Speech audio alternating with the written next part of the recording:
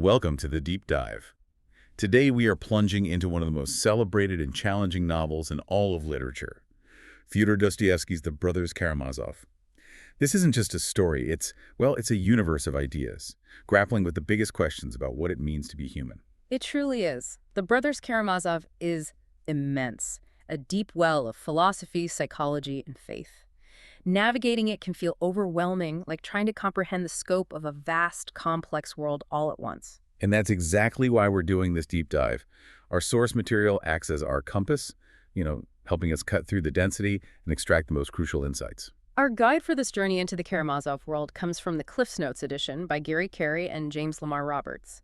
It gives us the essential context, Dostoevsky's life, plot summaries, character breakdowns, and invaluable commentary that highlights the major themes and philosophical currents running through the book. Right, so our mission is to take these notes and use them to understand the core struggles of the characters, wrestle with the major philosophical and religious questions Dostoevsky explores, and ultimately get that shortcut to being well-informed. We want to uncover those surprising facts and gain perspective without feeling like we're, lost in the weeds. We're going to guide you through this dense material, pointing out the landmarks and helping you see the bigger picture. Think of it as exploring a fascinating, intricate map together, focusing on the most significant terrain and the key intersections of ideas. All right, let's dive in and get our bearings by meeting the infamous family at the center of it all. To understand the turmoil of the brothers Karamazov, you really have to start with the source of much of the chaos, the patriarch, Fyodor Pavlovich Karamazov. Uh-huh. The notes pull no punches here. He's described as a truly repulsive figure, a disgusting sensualist whose life is purely dedicated to gratifying his lowest desires. Terms like drunken fornicator and satyr-like appear in the source, painting a vivid picture of his corruption and self-centeredness. He seems to embody a base, almost animalistic side of humanity. He had two wives, but treated both with absolute contempt.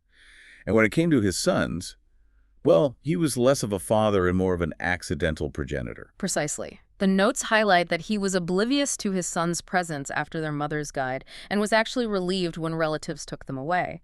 This allowed him to indulge in his notorious orgies without interruption. He never genuinely acted as a father figure, leaving his sons to be raised by others. And this fundamental lack of fatherhood is critical, isn't it? It shapes the very foundation, or lack thereof, for the relationships and conflicts among the brothers. Let's meet these three very different sons, each from a different marriage or circumstance. First, Dmitri. Dmitri is the eldest, from the first marriage to Adelaida. He grew up believing he had a legitimate inheritance from his mother, a belief Fyodor cruelly exploits later on. Dmitri is characterized by his intense emotions, his impulsiveness, and a constant oscillation between extremes, what the source calls Madonna Sodom. That phrase is striking. What does it mean for Dmitri? How does that play out? Well, it captures his volatile nature. He's a passionate sensualist, capable of descending into the same kind of debauchery as his father. But simultaneously, he can experience moments of profound spiritual yearning and noble thought. He sees beauty as something terrible, awful even, capable of arousing both the basest sexual desires and the highest, most noble feelings at the same time. He's a man constantly at war with himself, really. Then there's Ivan, from the second marriage to Sofia Ivanovna. He represents a different kind of struggle. Ivan is the intellectual powerhouse of the family. Brilliant, proud, and intensely independent, he supports himself through writing. Unlike Dmitri, he's defined more by his complex thoughts than his actions. His struggle is primarily philosophical. And that struggle centers on faith and reason. Exactly. He requires logic and intellectual certainty. He can't just accept religious matters based purely on faith. His greatest torment is his inability to accept God's world as it is, particularly because of the widespread suffering he observes. This intellectual rejection of the world becomes a core theme explored through his character. The youngest of the primary brothers is Alyosha, also from the second marriage. He seems almost a contrast to his brothers. Alyosha is presented as devoutly religious, but his faith is grounded in reality, not, asceticism or fanaticism. He's remarkably universally loved and seems to genuinely see the good in everyone, never criticizing. The notes describe him as beautiful, inheriting his mother's striking appearance. And his role evolves significantly in the story. Yes, he becomes a central figure in the lives of others, almost a father confessor, due to his innate ability to listen without judgment and his deep desire to understand mankind.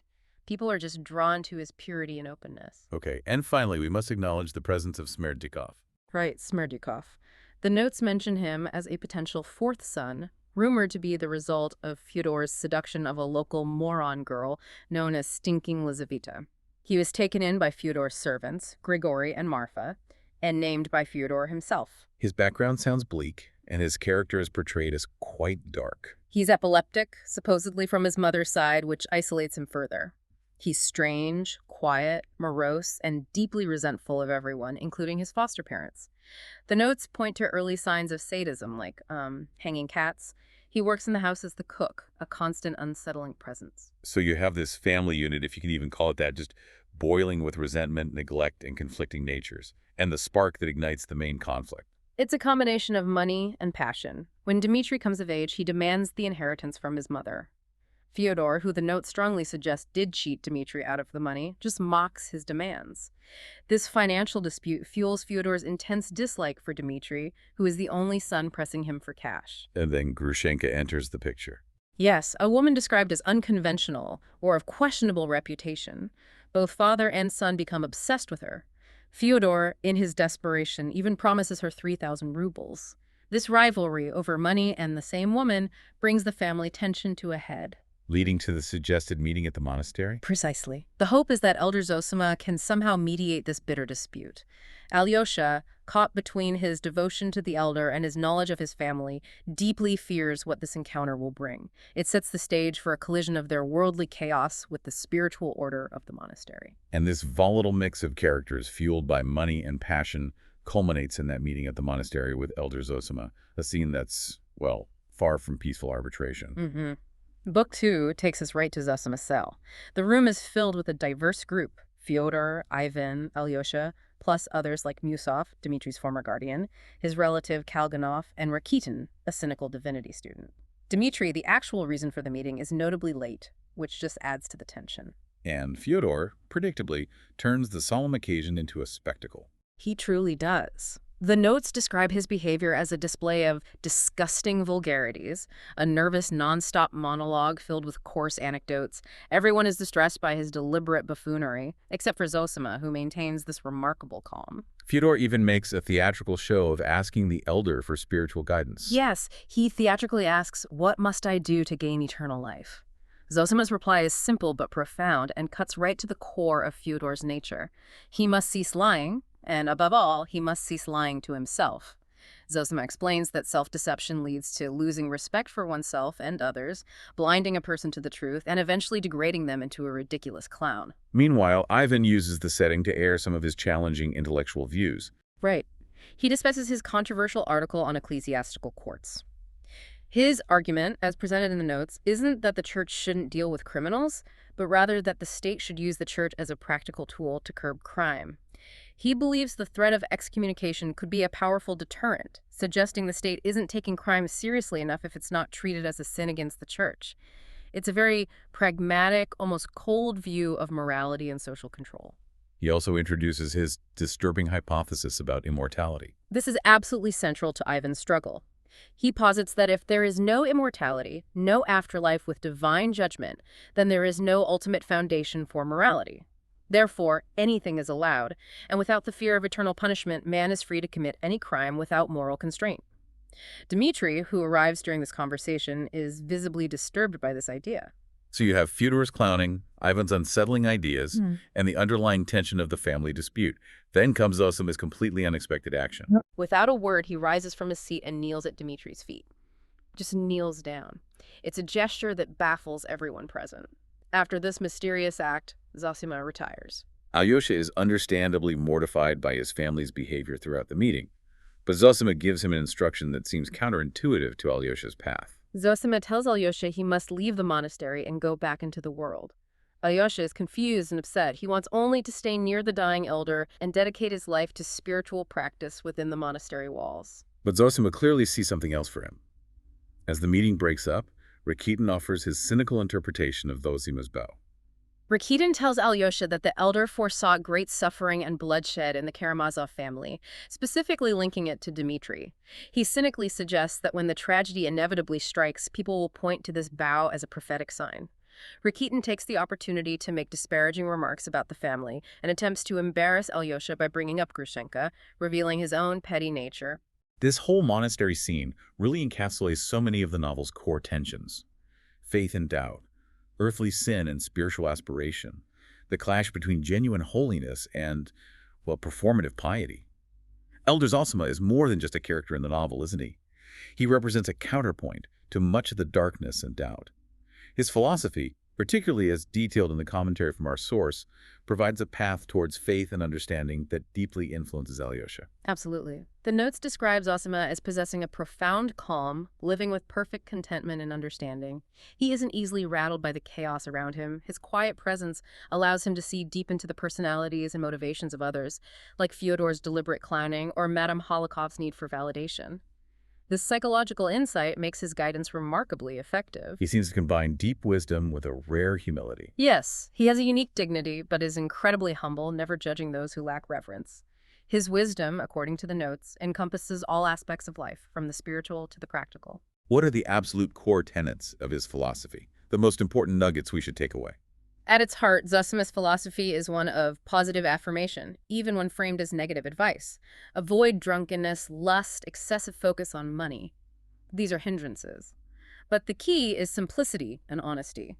The most crucial teaching, repeated in the notes, is, above all, don't lie to yourself. Why is self-deception so central to his thinking? He believes that if you are truly honest with yourself, you can recognize your flaws and overcome them.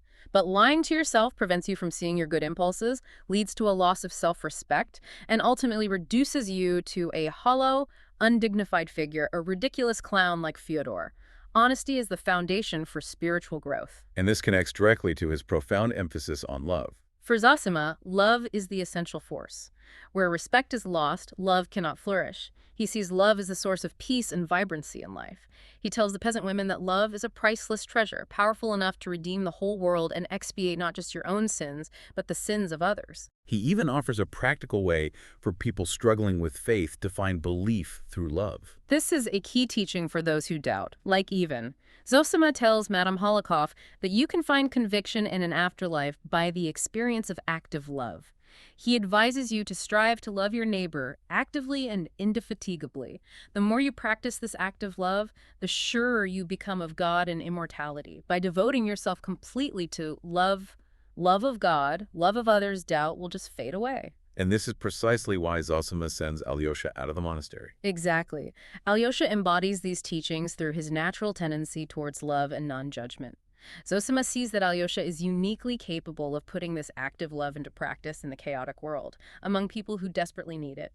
He knows Alyosha's true spiritual work isn't within the monastery walls, but out among humankind. We learn even more about Zosima's path through his own life story. His final request to Alyosha encapsulate his core message. He asks Alyosha to return to the world, care for his brothers, learn to love and bless all of life, and teach others to do the same. He reveals that Alyosha reminds him of his own older brother. What was so influential about his brother? Zosima's older brother developed consumption at a young age and underwent this remarkable spiritual transformation. He spoke constantly of loving all creatures, seeing the divine in everything, and expressed regret that he couldn't serve others, including the servants, whom he asked to consider themselves his equals. This experience profoundly shaped Zosima's worldview. And the Bible was another major influence early on. Yes, he saw it as a testament to God's immense love for humanity. However, his youth wasn't always pious. He spent time in a military academy, leading a more carefree life. Leading to the story of the duel, which is a real turning point. He challenged a man over a woman. But on the morning of the duel, struck by the beauty of the world, he remembered his dying brother's message of loving all God's creatures. This realization led him to apologize sincerely to a servant he'd beaten the night before. At the duel itself, he made an astonishing choice. He allowed his opponent to shoot first, then dropped his pistols and publicly begged for forgiveness, shocking everyone. That's a powerful act of humility and courage. The notes point out that this wasn't an escape from the world as he was popular. It was a deliberate, courageous choice, motivated by a genuine spiritual realization, leading him to resign his commission and enter the monastery. And the story of the mysterious stranger further illustrates Zosima's unique ability to connect with suffering souls. A visitor sought him out specifically to understand his decision to become a monk. After hearing Zosima's story, the stranger confessed to a murder committed years ago for which another man was wrongly blamed and died before trial. Despite living a seemingly respectable life as a philanthropist, the stranger found no peace and needed to confess publicly. Zosima guided him through this agony, never revealing the secret beforehand, demonstrating his quiet wisdom and deep understanding of the human conscience burdened by guilt. Zosima also shares Dostoevsky's own views on the Russian people and faith. He believes the Russian monk is closest to the Russian folk, and that Russia's salvation lies with these common people who maintain their Orthodox faith. He sees the monks as providing spiritual energy and ideas, obedience, prayer, which the folk, close to the soil, assimilate. While peasants sin, he believes their awareness of their wrongdoing is key to their salvation. Their faith and meekness lead them to redemption. The notes add a fascinating observation here, highlighting that Dostoevsky's prediction about atheism being overcome wasn't borne out by later Russian history. What about his views on social structure, like equality? Zosima advocates for absolute equality, rooted in an inner sense of personal worth and respecting others without envy. He envisions a brotherhood where master and servant can coexist without losing dignity. He uses the example of an old servant giving money to the monastery as an ideal reversal, symbolizing the spiritual transcendence of worldly hierarchy. His views on prayer and a connection to other worlds are also significant. He encourages praying for everyone, even sinners, believing God favors those who are prayed for. He returns to the idea of positive love, urging love for all God's creation, every leaf, every ray, animals, plants, everything, seeing the divine mystery in them. This love, he stresses, must be perpetual. And the idea of responsibility for others' sins is perhaps his most challenging teaching. This is a crucial concept for Alyosha. Zosima asserts that everyone must accept responsibility for all men's sins. If you sincerely accept this, you will see that it's true and that you are to blame for everything and everyone. This radical idea profoundly impacts Alyosha, leading him to feel partial responsibility for his father's murder later, transforming him from a passive observer into an active participant in life's struggles. He uses Ivan's intellectual struggle to make a point about faith. Yes, Zosima acknowledges that man cannot fully understand God's mysterious ways. But unlike Ivan, who finds this a reason for doubt, Zosima sees the very mystery as proof of the need for love and allegiance to a higher power. He suggests that man will only be judged on what he could understand. And he has a unique perspective on judgment, especially of criminals. Zosima believes no one has the right to judge a criminal, feeling that often the innocent bear more blame. His view is idealistic, suggesting a criminal should be allowed to go free, hoping their conscience will condemn them. Alyosha adopts this non-judgmental stance when dealing with his brother Dmitri. The imagery of kissing the earth is also deeply symbolic for Zosima and for Dostoevsky. He urges his followers to love it with an unceasing, consuming love. This act, seen elsewhere in Dostoevsky's work, is central to finding spiritual connection and can lead to ecstasy, a gift of God. He believes a spiritual elite, capable of this love, should be proud and lead others to the light, contrasting with Ivan's intellectual elite. Finally, his view of hell diverges from traditional interpretations. For Zosima, hell isn't material fire, but the spiritual agony of a tormented conscience and the realization of being separated from God. He feels material punishment would actually lessen this spiritual pain. He even prays for the condemned, believing love can never offend Christ. This departure from orthodoxy is noted by Father Farapont and used against Zosima after his death. Zosima's positive, love-centric philosophy, rooted in honesty and responsibility, provides a powerful spiritual anchor in the novel, particularly for Alyosha, setting the stage for his journey.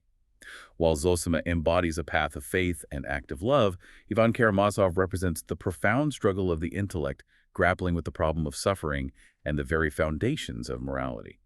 We saw glimpses of this at the monastery, but his conversation with Alyosha delves much deeper. Right.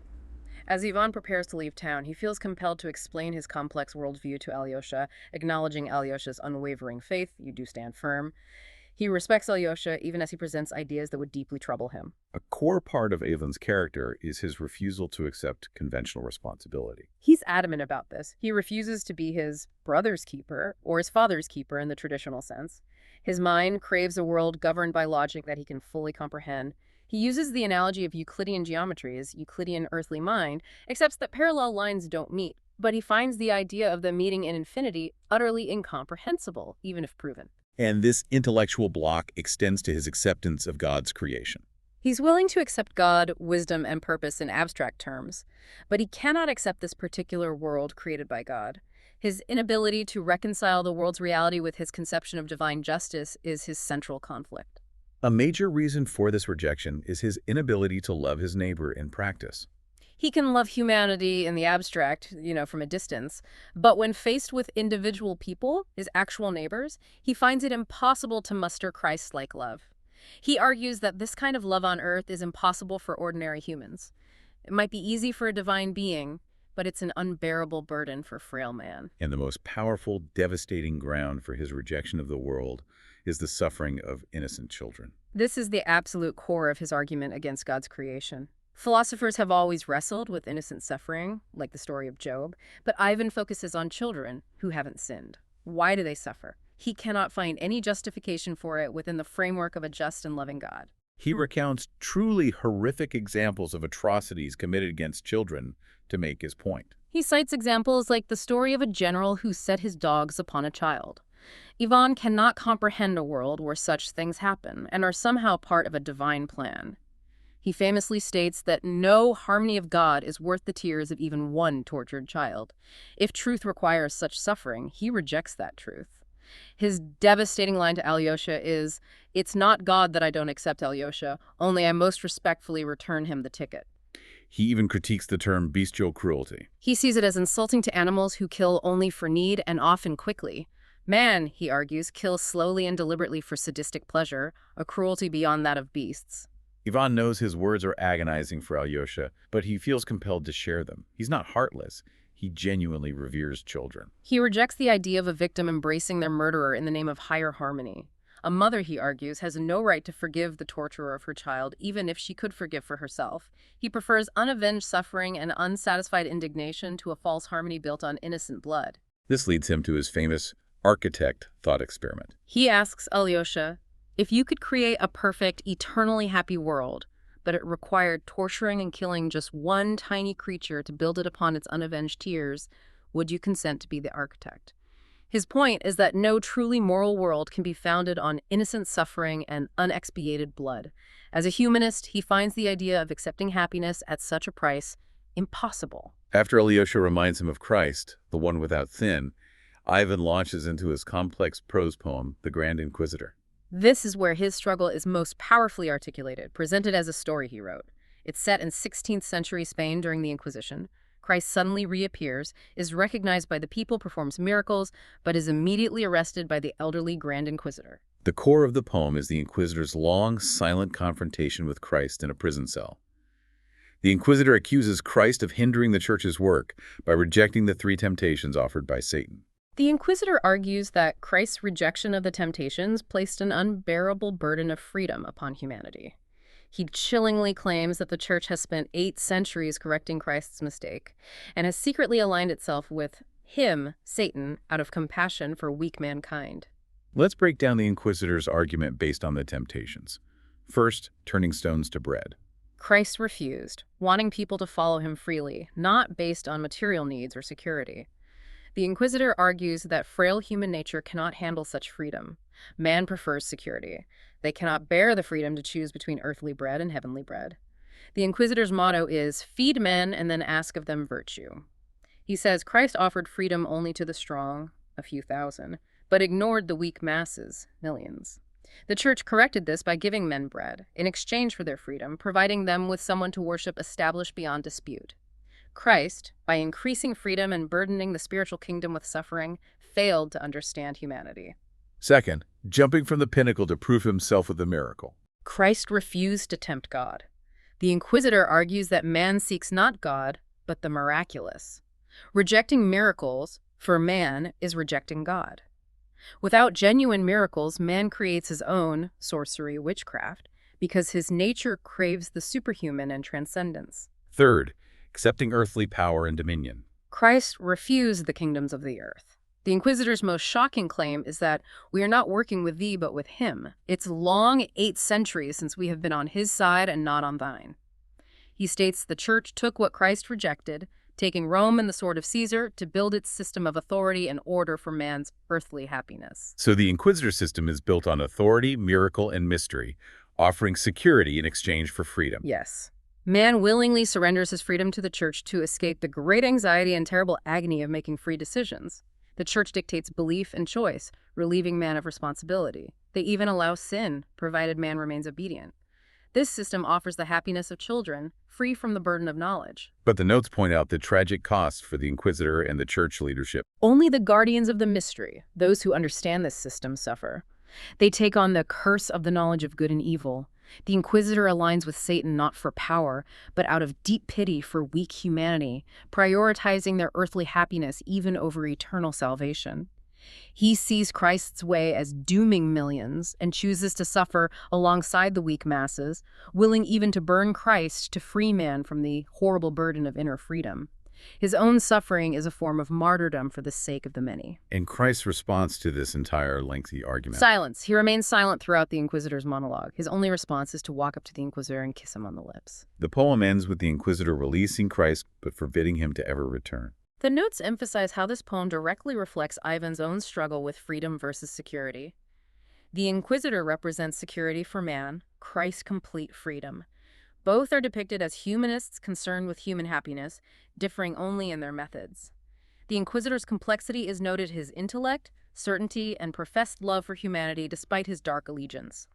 It's also highlighted that both Ivan and the Inquisitor are kissed by their philosophical opponents, Alyosha and Christ, a symbol open to interpretation, perhaps love, understanding, or acceptance of their suffering. The interpretation of Christ's refusal of the temptations is presented as crucial. The Inquisitor believes Christ refused for all mankind, placing an insufferable burden on frail humanity. He argues Satan's questions determine the future fate of humanity because they exposed man's true nature, his inability to bear such freedom. After hearing this disturbing poem, what is Alyosha's reaction? Alyosha calls Ivan's thoughts a rebellion. When Ivan repeats the architect question, Alyosha reminds him of Christ, the one without sin. Then, echoing the poem's ending, Alyosha kisses Ivan on the lips, a gesture Ivan calls a plagiarism. This kiss is a key moment. The notes interpret it as Alyosha's recognition of Ivan's deep intellectual pain and his underlying love for humanity, despite the dark conclusions he reaches.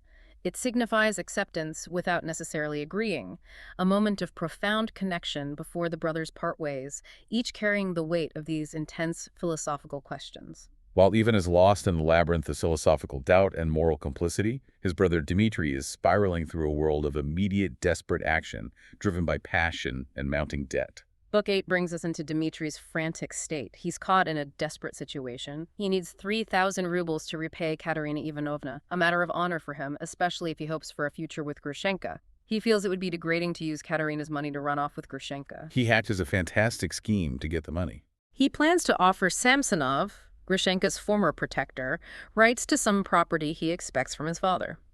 But Samsonov tricks him, sending him on a pointless trip to the country to see a merchant named Lyagavi, who is supposedly interested in the property. This journey is just a series of crushing disappointments for Dmitri. He pawns his watch, hires a wagon, travels out to the merchant, only to find him completely drunk. He waits for 2 agonizing days, trying to sober the man up, but it's useless.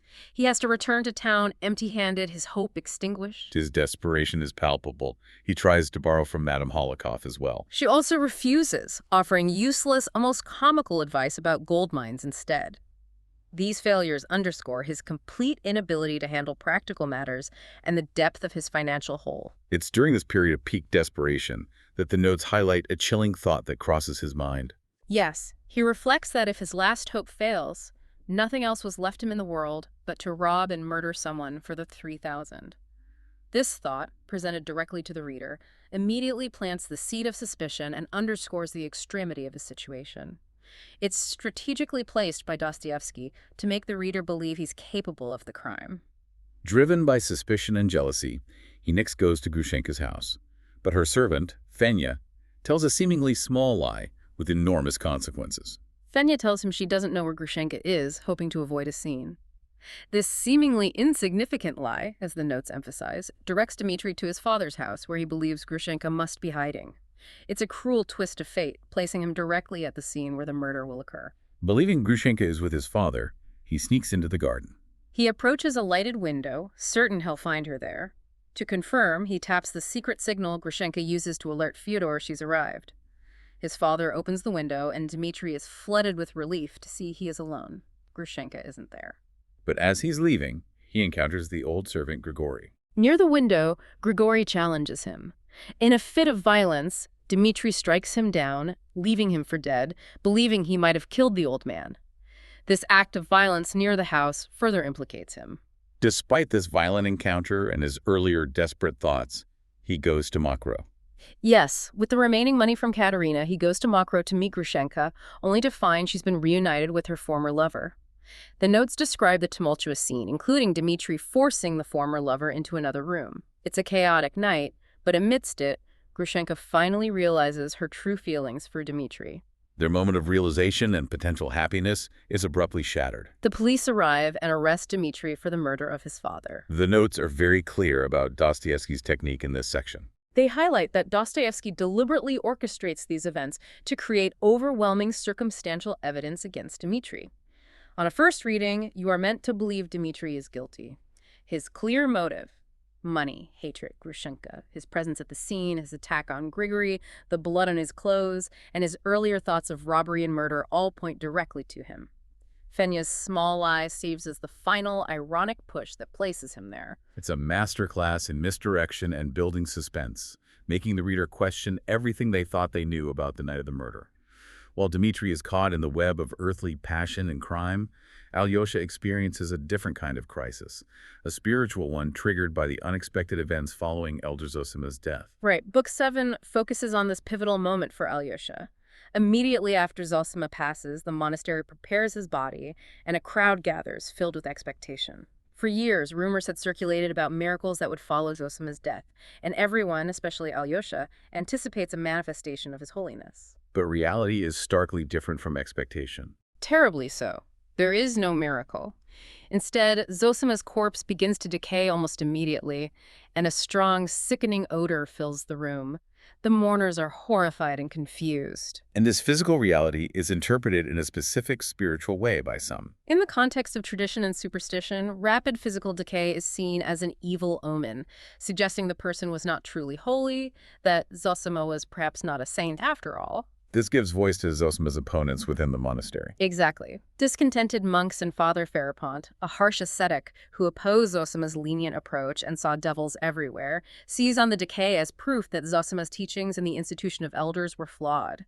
They openly declare that the putrefaction shows Zosima was not a holy man. This creates confusion and distress for everyone, particularly Alyosha. The townspeople and many in the monastery are bewildered, their faith shaken by the clash between their veneration of the elder and the undeniable, unpleasant reality. Alyosha, who has idealized Zosima, is devastated. He cannot understand why God would allow his mentor, whom he saw as the epitome of holiness, to be so degraded and dishonored in death. He questions God's justice, though, crucially, he doesn't doubt God's existence. He feels tempted by despair and briefly leaves the monastery walls.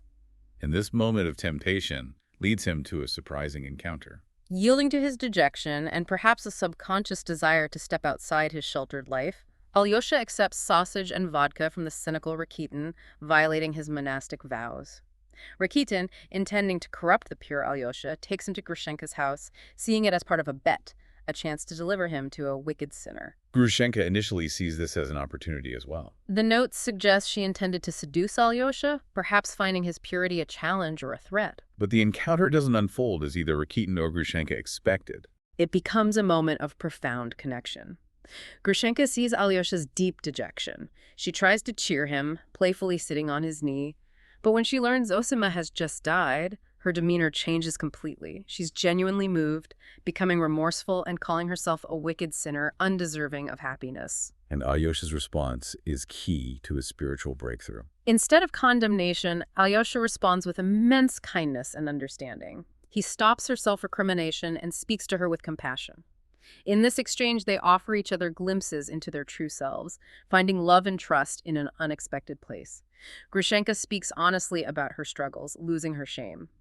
Alyosha, witnessing her genuine sorrow and potential for good, is lifted out of his despair.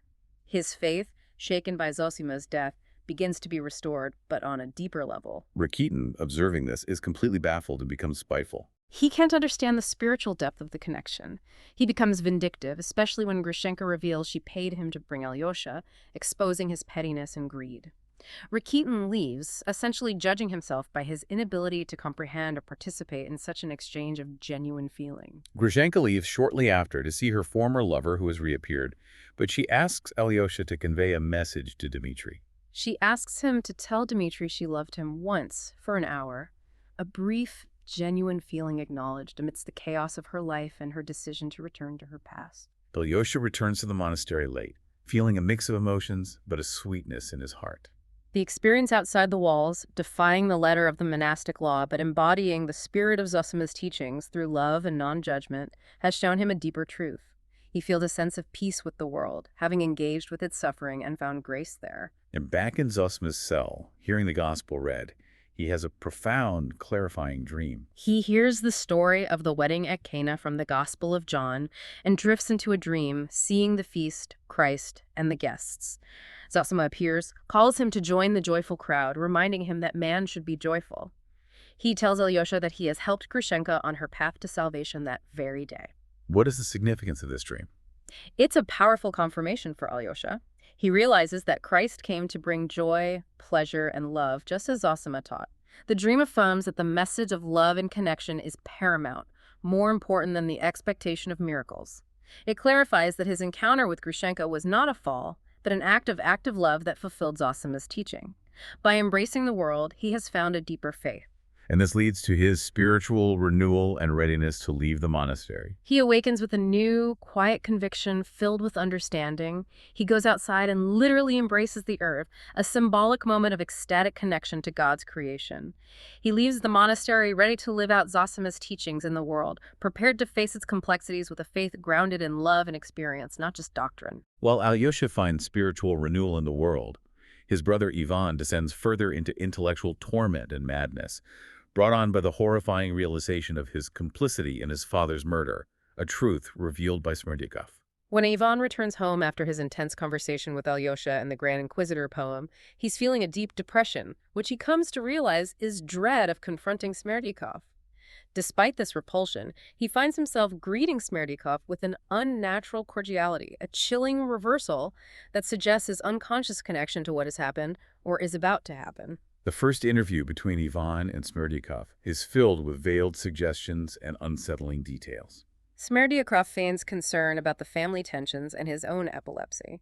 Crucially, he lets slip that Dmitri knows Grushenka's secret signal for entering Fyodor's house, information that is highly suspicious coming from Smerdyakov. Ivan immediately questions why Smerdyakov would tell Dmitri this. Yes, he begins to suspect Smerdyakov is deliberately manipulating events, arranging it so that Dmitri would have access to the house while Ivan is away. Ivan tries to distance himself, stating he's leaving for Moscow and can't be responsible. Smerdyakov insists he go to a nearer town instead, and when Ivan agrees, Smerdyakov whispers mysteriously that it's always worthwhile speaking to a clever man, leaving Ivan puzzled but agreeing to the nearer destination. And this sets the stage for Smerdyakov's carefully planned alibi. Precisely. Shortly after Ivan's departure for the nearer town, Smerdyakov fakes an epileptic seizure by falling down the cellar stairs. Simultaneously, Grigory and Marfa are incapacitated by illness or, as Smerdyakov arranged, a drug to drink. Fyodor is left alone in the house, expecting Grushenka. The notes call this the perfect setting for murder, with perfect alibis for Smerdyakov and Ivan. The second interview is where Smerdyakov directly confronts Ivan with his perceived guilt. Smerdyakov chillingly accuses Ivan. He argues that Ivan desired his father's death for the inheritance, and by planning to leave and not stopping the unfolding events, Ivan gave his silent assent to the murder. You had a foreboding, Smerdyakov says, yet went away. Ivan initially reacts with threats, but Smerdyakov is too cunning. Smerdyakov reminds Ivan that if the truth came out, Ivan would be disgraced as an accomplice. Faced with this reality, Ivan slowly begins to grasp the depth of his moral guilt. He realizes that, literally, technically, Smerdyakov is the murderer, but he, Ivan, must share the guilt. This dawning realization is a crushing weight, driving him towards despair. A brief moment of doubt occurs when Ivan finds Dmitri's letter threatening murder. Yes, seeing Dmitri's letter to Katerina threatening to kill Fyodor for the money temporarily confuses Ivan and alleviates his anxiety. He thinks Dmitri must be the killer, not Smerdyakov. This confusion leads him back for a third interview. And in this final interview, Smerdyakov drops all pretense and reveals the full truth. He openly admits to killing Fyodor. But he adamantly insists he wasn't acting alone. He was merely Ivan's instrument. He tells Ivan directly, "It was following your words I did it," claiming Ivan gave him the philosophical justification through his idea that anything is allowed if there's no immortality. He details the murder, but constantly ties his actions back to Ivan's ideas and desires. He presents himself as the logical consequence of Ivan's philosophy, taking Ivan's abstract ideas and putting them into brutal, tangible action. He challenges Ivan's intellectual detachment, forcing him to confront the real-world implications of his own thoughts. This full confession shatters Ivan and pushes him over the edge. Stunned, Ivan resolves to expose Smerdyakov and himself at the trial. But back in his room, his mental torment manifests as a terrifying hallucination, a devil apparition, described as a rather seedy gentleman. This devil is a projection of Ivan's own psyche, forcing him to confront his hidden fears, weaknesses, and the cynical parts of himself that led to his complicity. Ivan becomes increasingly agitated by the apparition. He argues fiercely with the devil, trying to deny its reality, but it relentlessly torments him, revealing his deepest secrets. In a fit of madness, Ivan physically attacks the hallucination, throwing a cup at it. It's at this moment that Alyosha arrives. Alyosha brings news that adds another layer to the tragedy. He tells Ivan that Smerdyakov has hanged himself, committed suicide. Ivan is too consumed by his internal battle with the devil, his descent into madness, to fully process this news or confess everything to Alyosha immediately. He suffers a complete nervous breakdown, and Alyosha stays to care for him. This section powerfully illustrates some key Dostoevskian themes. The notes highlight the depiction of Ivan's metaphysical guilt, a guilt that transcends legal responsibility and lies in the realm of his intellectual and moral ascent. Dostoevsky also links crime and involvement in crime with physical or mental illness, seen in Grushenka's illness after her role in Dmitri's fate and Ivan's nervous breakdown following Smerdykov's confession. It also touches on knowledge through suffering, contrasting Grushenka's potential regeneration through suffering with Lisa's shallow, almost perverse interest in it. Ivan's madness is his agonizing path to knowledge about himself and the consequences of his ideas. The chain of responsibility, from Ivan's philosophical stance to Smerdyakov's actions, becomes terrifyingly clear, leading to physical and mental collapse. The central legal drama of the novel culminates in the trial of Dmitri Karamazov for the murder of his father. Right, Book 12 brings us into the courtroom. The trial is the focal point where the various threads of the plot converge. Ivan attempts to testify about Smerdyakov's confession, but he's too far gone. He rages incoherently on the stand and suffers a complete nervous collapse, unable to present the truth effectively. In a tragic turn, Katerina Ivanovna, still trying to protect Ivan, inadvertently dooms Dmitri. Yes, in a misguided attempt to save Ivan from the disgrace of being an accomplice, she reveals the letter Dmitri wrote to her months earlier, threatening to kill his father if necessary to get the money to repay her. This letter, presented as proof of premeditation, seals Dmitri's fate in the eyes of the jury. The prosecutor, Kirillovich, presents a strong case based on the circumstantial evidence we discussed earlier. His argument, as outlined in the notes, centers on Dmitri's clear motive: money, hatred, Grushenka, his violent character, his presence at the scene, and the letter proving premeditation. He dismisses the possibility of Smerdyakov being the killer, arguing he had no motive and was incapacitated. He ends with a passionate appeal to the jury to uphold justice and the moral order of society by punishing the heinous crime of parricide. But the defense attorney, Fichukovich, offers a counter-argument, presenting a different perspective on justice. The defense argues that the evidence is entirely circumstantial and unreliable. They question the proof of robbery and argue Dmitri's explanation for the money he spent is plausible. They contend the letter was written in a moment of drunken despair, not premeditation. Crucially, they challenge the very definition of the crime, arguing this wasn't parricide because Fyodor was not a true father, having abandoned and mistreated his sons. They plead for mercy, stating a conviction would ruin Dmitri's chance for reform and argue that the true aim of Russian justice should be the criminal's salvation and regeneration, not just punishment. The notes point out that these lengthy speeches, while summarizing known facts, highlight the different legal and philosophical viewpoints of the time. It's a clash between strict legal interpretation and a more compassionate, rehabilitative view of justice, wrapped in the rhetoric of the courtroom. Despite the defense's efforts and the lingering doubts the reader might have, the verdict is delivered. Dmitri is found guilty of the murder. The epilogue wraps up the story, detailing the aftermath and showing the characters' paths forward. Alyosha visits Katerina, who is nursing the ill Ivan. Katerina regrets revealing the letter, but informs Alyosha that a plan is being made for Dmitri's escape from prison.